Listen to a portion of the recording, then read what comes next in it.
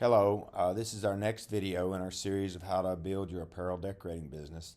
Today we're going to talk about, we've just made the decision that we're going to add screen printing to our business. All right, what is the basic equipment that we need? And so we're going to talk about that equipment, where you might purchase it, what you might expect to spend, and some recommendations I might have. Obviously, we're going to be looking for a manual press. We're not ready for the auto just yet. So we're going to be looking for a manual press. The screen printing press is probably the most important piece of equipment you're gonna have. I would suggest that you get a 6-color, so that means you could print up to 6 colors at one time, and either a 4-station or a 6-station, depending upon what you can find, as the number of shirts you can put on there at one time. The manual press, you want to get a commercial press. You do not want to get these tabletop presses. Most of those are junk. They won't hold registration. They're just going to have all kinds of issues. As you're trying to learn a new process, there will be a few bumps in the road. It's not extremely complicated, but there are nuances to it. And the worst thing is to have equipment that it's not going to work right. Even an experienced printer is going to struggle with one of those cheap junky presses. So you need to get a commercial press.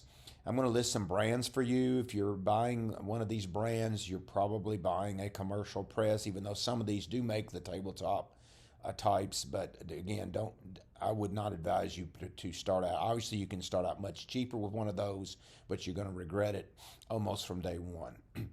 So the main brands in this that makes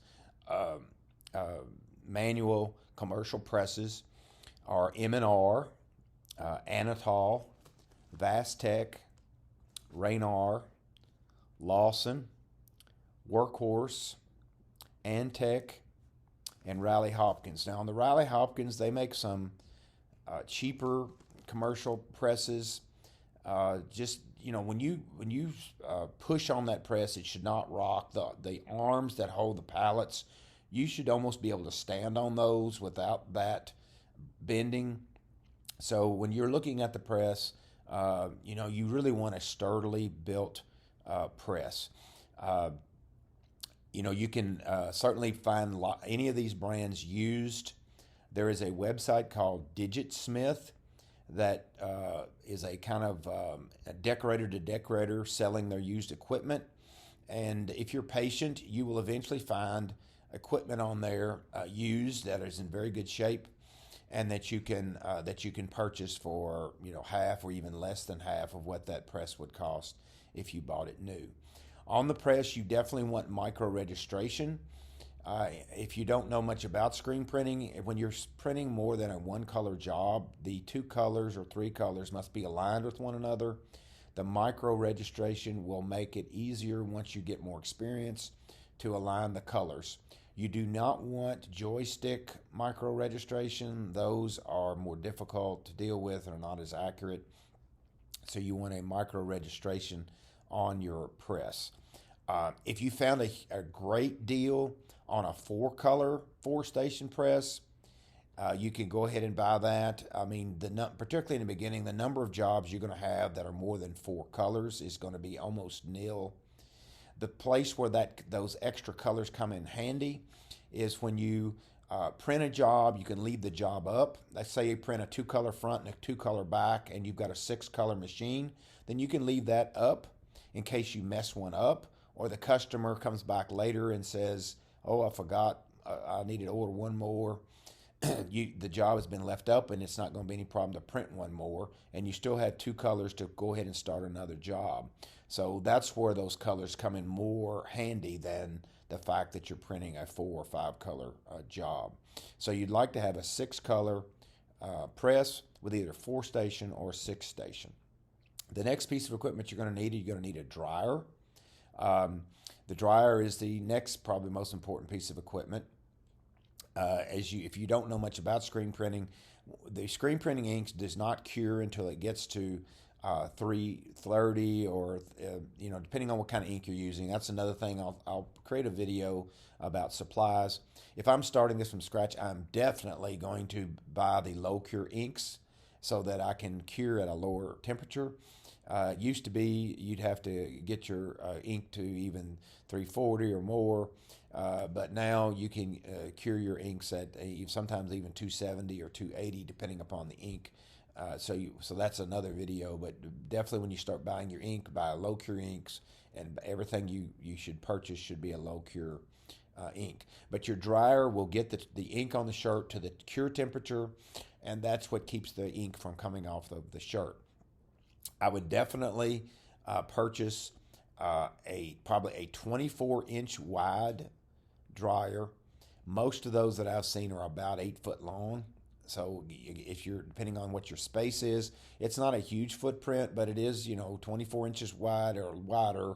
That's the belt size, so it's probably 30 inches wide or somewhere in that range, and 8 foot long.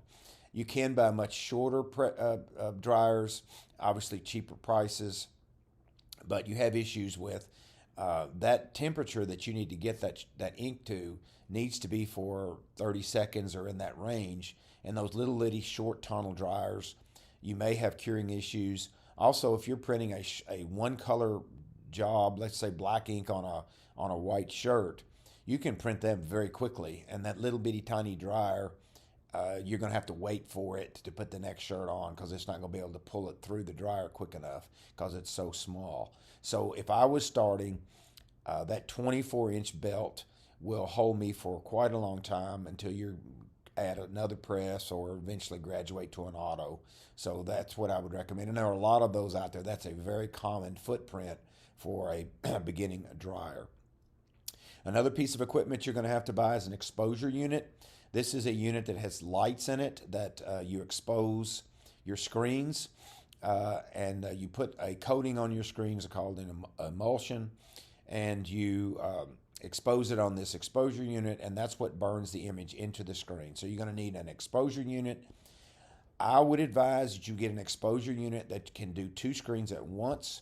Again, a little bit more money, particularly if you're buying it new, but hopefully you can find this equipment used.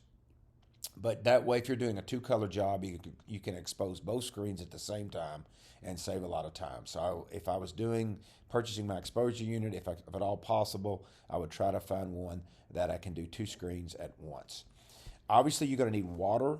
If you're not, again, it might not be obvious if you've never done screen printing, but you have to wash your screens out, and you have to reclaim your screens. You take off that emulsive coating. You clean the ink out of your screen so that you can use that screen again. So you need a washout booth, and you have to have water somewhere like a hose or where you can hook up a pressure washer. And then they make washout booths. I have seen people take a wash sink like you would wash clothes out in and put panels around them and create their own. Again, these are homemade, but you might be able to make that work. But if not, you're buying a washout booth for that's made for this purpose. You also need a flash unit, it's called. It's basically a little heating panel on a stand.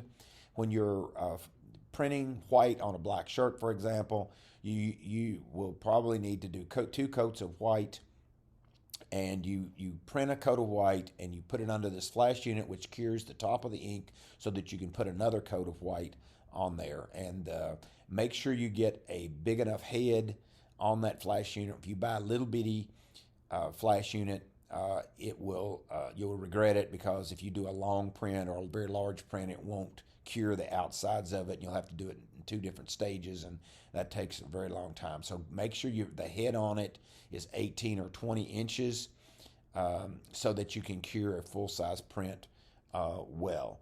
Obviously, you'll need screens. You'll need a place to store those screens. You can hand build a cabinet to put your screens in. We'll talk about that more in the next video when we talk about the supplies you're going to need to start your business. So DigitSmith's a great place if you're patient to buy your equipment or used. You can go to eBay, Craigslist, Facebook Marketplace, all of those places. Somebody has tried to do this and they found out it's work. Or they couldn't figure it out, or they just didn't have time, and so they're selling their equipment. Or people that are upgrading or buying an auto perhaps, and they're getting rid of their manual equipment. whatever. There's lots of used equipment out there, and if you're patient, and there's nothing wrong with buying it a little at a time. You find a press, go ahead and if it's a great deal on it, purchase it, and then maybe a month later or 6 weeks later, you find the dryer somewhat what somebody has, or maybe you find all of the equipment from the same person. Now you can go to all of these big major vendors, M&R, Anatol, Lawson, all of these folks that we mentioned earlier have screen printing packages that you can purchase everything brand new. But if you're buying commercial grade equipment, this equipment is going to last a very long time. It's not like in some parts of apparel decorating, if it hasn't been cared for well. But these commercial made presses, they can be used for 50 years. I mean, because they're well made, and they're going to last a very long time. And the dryers, sometimes the panels you'll have to buy a new panel, but it's a matter of taking the top off and unplugging the wires and putting in the new panel. So even if you buy a dryer and you might use it a while, maybe one of the panels goes out, and it's just a plug and play to put in a new one. So I would definitely advise that you buy used. Now a really good press and dryer packaged brand new, you can expect to spend between $10,000 and $15,000 for all of this equipment that I just mentioned that you're going to have to start screen printing. If you purchase this equipment used, you could probably get it for between 4 and maybe 8, depending on what kind of deal, how patient you want to be to find the equipment.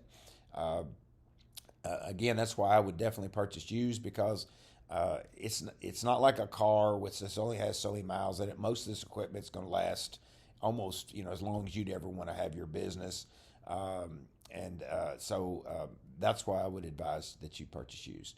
All right, in the next video, we'll talk about the supplies you're going to need once you start getting your equipment to start actually screen printing in-house. All right, so I hope this helps somebody.